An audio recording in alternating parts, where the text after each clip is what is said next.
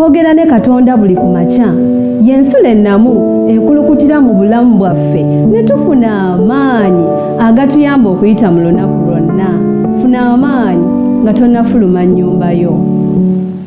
Yeebazibwe Mukama Katonda kubanga atukuumye n'okutuusa leero nga tukyasoma ogw'obulamu. Nsanyuse okukitegeerako nti kw'oli ku 3ABN TV olutimbe gaggadde olubunyisa obubaka obw'enjiri ya Kristo. Wasuza otya munnaffe? Twebaza Katonda kubanga ne leero bukedde nga tukyasoma ogw'obulamu. Omuweereza w'enjiri ya Kristo Isaac Walugembe nza kubuuzaako. Era Mukama ampadde omukisa okuddamu okusisinkana awamu naawe mu ky'okuyiga ekyakasimuka mu makya ga leero. Nsaba twewombeke, twebaze, tutandike ekyokuyiga kyaffe.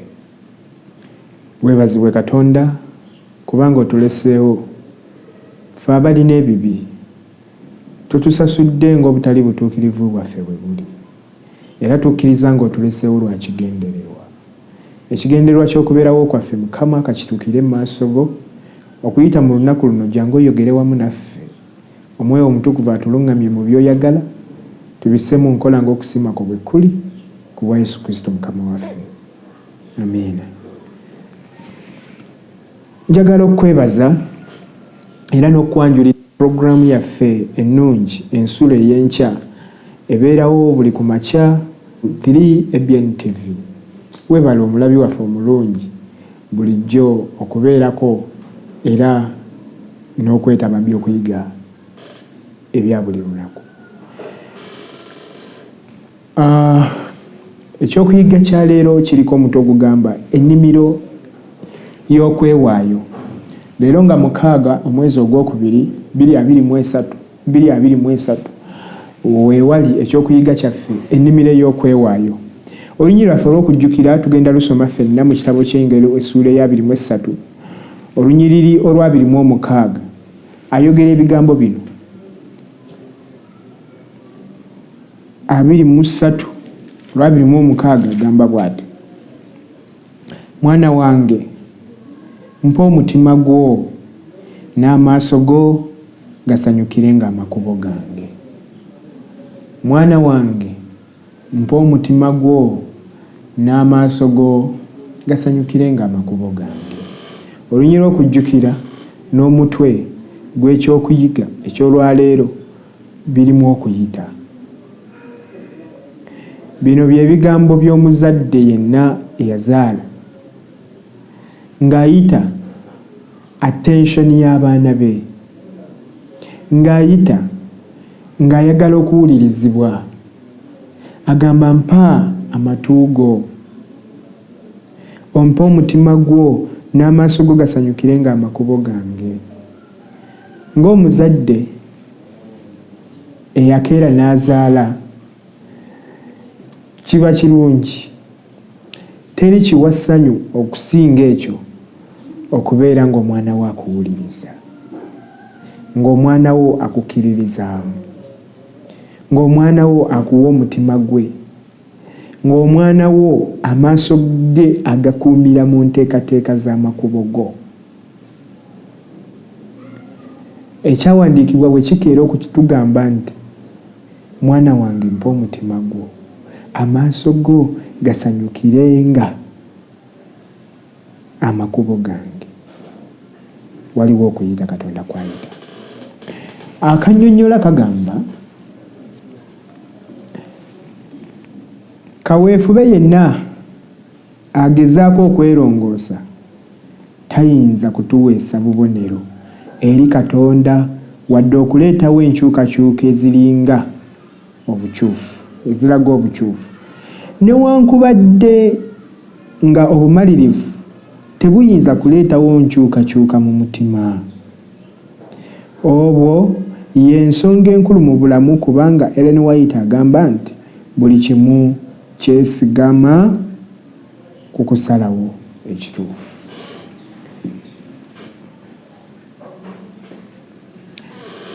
kaweefubewo okugezaako okwerongoosa. Bantu mmwe njagala okubategeeza, ssebo naawe nnyabo antunuulidde, twatondebwa mu kibi, tuli baana ba kibi. Olw'okubanga ekibi kyatusinga okuva ku ntandikwa, na buli katoffaali akasembayo obutono ku butoffaali obukola emibiri gyaffe kajjudde kibi. Kale teri n'omu ku ffe abatuula ku nsi ayinza okwerokola mu kibi. Twetaaga ekisa kya Katonda, twetaaga okweweerayo ddala eri Mukama waffe, kubanga ffe tuli banafu ekimala okuwangulwa ekibi. Agamba buli kimu kyesigama ku kusalawo okutuufu. Okusalawo okutuufu okutegeera ddi?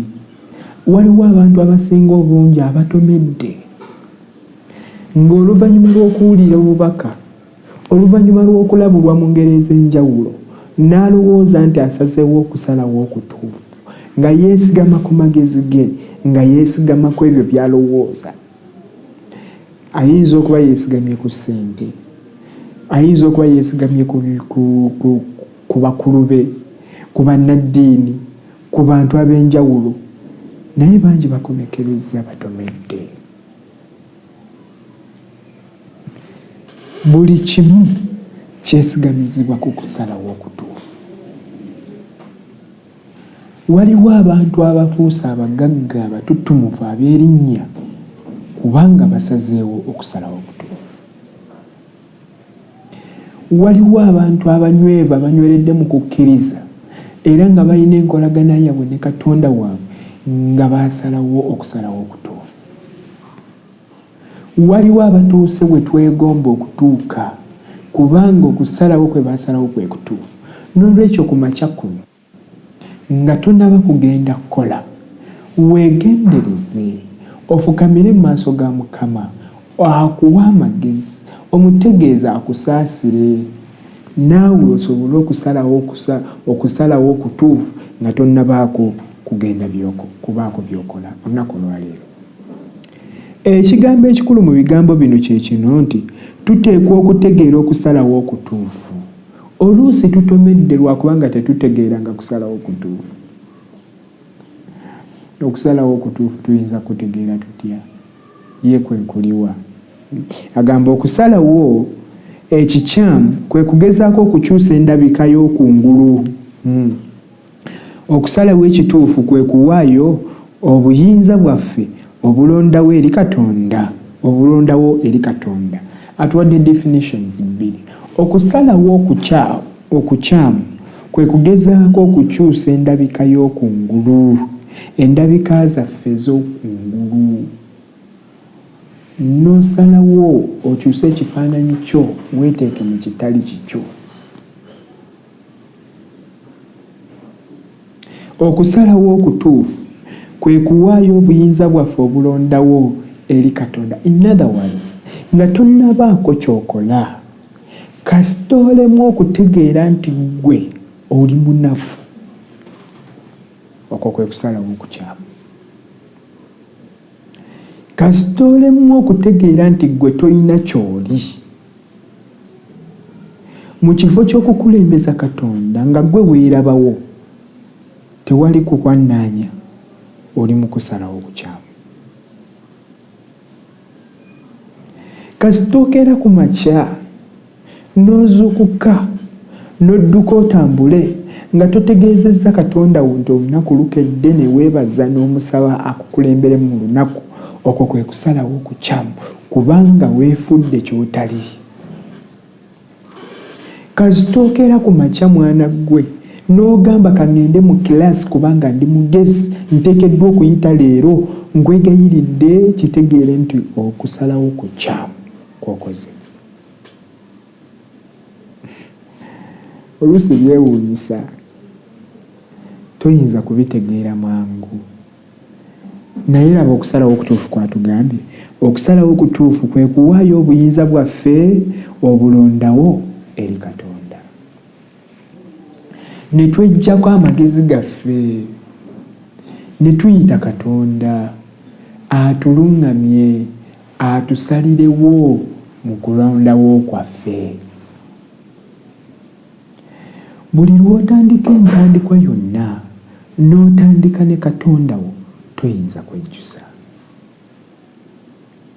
Tekitegeeza nti bw'otegeeza Katonda toofuna ebizibu. Tekitegeeza nti bw'otegeeza Katonda tookola epepa n'ogigwa. Tekitegeeza nti bw'onootegeeza Katonda tootuuke ku mulimu n'osanga nga boosi yanyize n'akugoba. Naye enjawulo y'eno.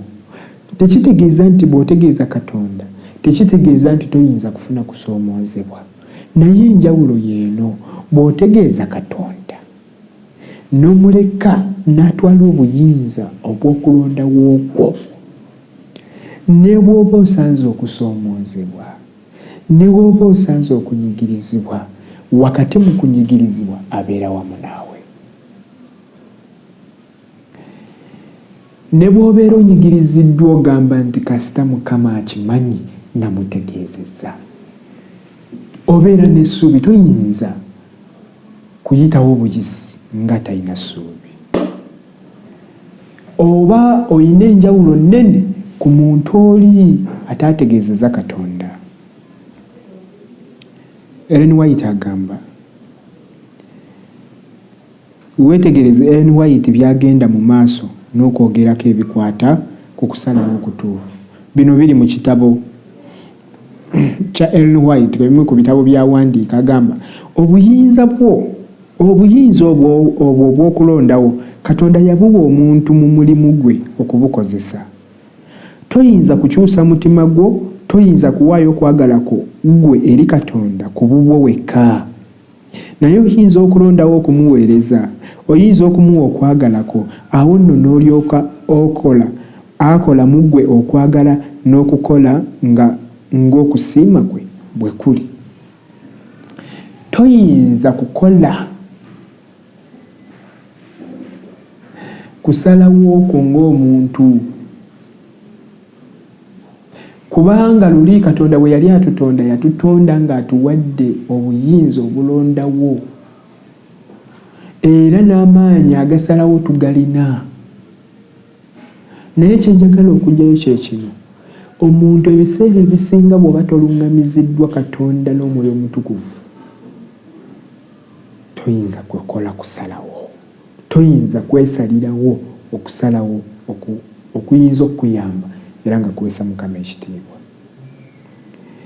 Kyenjagala okugyayo kye kino, newankubadde nga kituufu tulina embavu, tulina n'obuyinza obwatuweebwa okusalawo nga bwe twagala, naye tulina okuluŋŋamizibwa Omwoyo Omutukuvu, tulina okusaba Katonda atusaasire, kubanga ffe tetusalangawo butuufu. Bulijjo na bulijjo tusalawo bubi, naye bwe tusaba ne tutegeeza Katonda, okusalawo kwaffe kunaaba kulabya omukisa, era tujja kwebekereza nga tusazeewo bulungi. Awo nno okusimbulira ddala emirandira gy'ekibi mu nnimiro yaffe ey'obulamu, tulina okulondawo tufuule Yesu Mukama w'obulamu bwaffe. Statement eno kanjiddewo nti awo nno okusimbulira ddala emirandira gy'ekibi mu nnimiro yaffe ey'obulamu, tulina okulondawo tufuule Yesu Mukama w'obulamu bwaffe.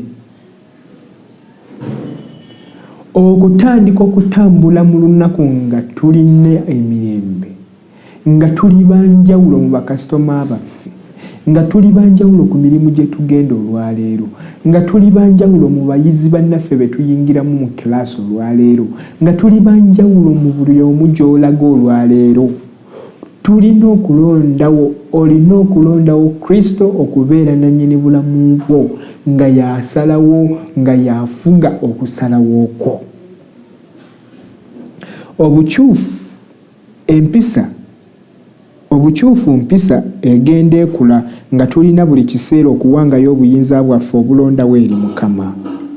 Bwe tuba ab'okubeera abayigirizwa ba Kristo tulina okugenda naye okutuuka mu lusuku e Getsemane ne tumuwulira ng'asaba essaala ey'obulumi bw'omusaayi nti naye singa nze bwe njagala naye ekyoyagala gwe kikolebwe. Njagala okutegeeza newankubadde okusalawo tukulina naye olw'okubanga abaana b'abantu ebiseera byonna tusazengawo bubi tetuyinza kugenda bugenzi bwe tutyo ffa. Nze ng'omuntu nga sinnabaako kyenkola kyenva ntegeeza Katonda wange ne ŋŋamba ayi Mukama olwaleero lukedde tambula nange. Kituufu nasazeewo okugenda ngende nkolere mu kibuga naye nkwegayiridde nkulembera. Nasazeewo okukuba bulooka naye obanga kwe kusiima ku Mukama ziwa omukisa. Ejjo twalabye nti Yesu Kristo n'afukamira n'asaba ng'abagoberezi be. Omusajja ono yaseetinga ekyokulabirako gye tuli. Ng'abagoberezi be naffe kitugwanira okukola n'okweyisa nga bwe yeeyisanga. Olaba yali mwana wa Katonda ng'era alina obuyinza ku bintu byonna. Naye yatuuka n'ategeera waliwo ali waggulu w'okusalawo kwe. Kyava agamba singa nze bwe njagala naye ggwe Katonda ky'oyagala kituukirire. Kati gwe gwani? Nsaba otunule mu mbeera zo, otunule mu kusalawo okwo kozza osalawo emabega, olabe n'emirundi gy'otomedde buli lw'otategeezezzaako Katonda. Ku mulundi guno tandika olunaku ne Katonda wo. Njagala kumaliriza olutalo lw'okwelowoozaako ebikeme ebijja buli kiseera gwe okufuuka mukama w'obulamu bwo bye byaleeta Yesu okutulokolamu era n'abayigirizwa be bonna bye beetaaga okuyiga n'okuyigiriza abalala. Emitima gyaffe era n'obulamu bwaffe byetaaga ekisukka ku kutereezaamu obutereeza okw'enneeyisa yaffe ey'okungulu. Obukyufu buzingiramu omuntu yenna omulamba okukyuka olw'okwewaayo mu bulamba yenna eri Yesu. Mukama atuyambe ffenna okubeera mu Yesu nga tuli mu nnimiro ey'okwewaayo. Katonda waffe mwesigwa era agenda kukola nga bwe kisoboka okutaasa abantu be n'okubawa okusalawo okutuufu, naye abo bokka abeewaddeyo abamaliridde okumuyita ayingire mu nsonga zaabwe. Oli mugezi kituufu, wasoma nnyo weebale, oli mugagga, olina bye weetaaga era oli semaka, olina weesalirawo. Abamu mumanyi n'ogamba nze asalawo wano, weebale kubanga gwasalawo erawo wo. Naye nga oyagala okubeera successful mu bulamu, leka Katonda ayingire mu nsonga zo. Muweeyo omukisa akusalirewo, mutunuze mu nsonga zo z'osazeewo, aziwe omukisa obanga ntuufu obanga si ntuufu, anoonye ekisingako obulungi olw'okubeerawo kwe obulungi mu nsi eno ey'ekibi. Nsaba Mukama atuwa omukisa. Tugenda mu kukola, tugenda okuyitingana mu lunaku luno, naye olunaku nga tonnabaako kyokola tegeeza Katonda. Nsaba onneegatteko twebaze era tusabe Mukama atukulemberemu mu lunaku luno olukedde. Katwebaze. Weebazibwe Katonda kubanga ne leero tuwadde omukisa okutegeera nti ffe abaana b'abantu ebiseera ebisinga tusalawo bubi, naye n'otuwagaabuwa okukuleeta otuule mu kusalawo kwaffe. Bulijjo otulungamye mu kusalawo kwaffe, olwo lwe tunaalaba omukisa era tubeere abawanguzi mu bulamu obwa bulijjo.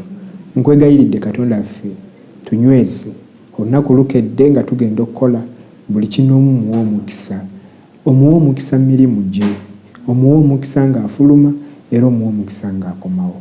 waliwo abazadde abali ku TV eno bawa omukisa oba omukisa ezzadde lyabwe, abalunzi, abalimi n'abalala, buli omu muwa omukisa mu ngeri ye. Ekisa kyo n'okwagala ku bitubeera okuyita mu lunaku luno, era tukkirize nti gwe Katonda waffe tukwesige nga bulijjo tusalirangawo era n'okuwa omukisa okusalawo kwaffe. Bulijjo weebwa ekitiibwa ogulumizibwe, naffe tulabe omukisa oguva gy'oli, kuwa Yesu Kristo Mukama waffe. Amiina.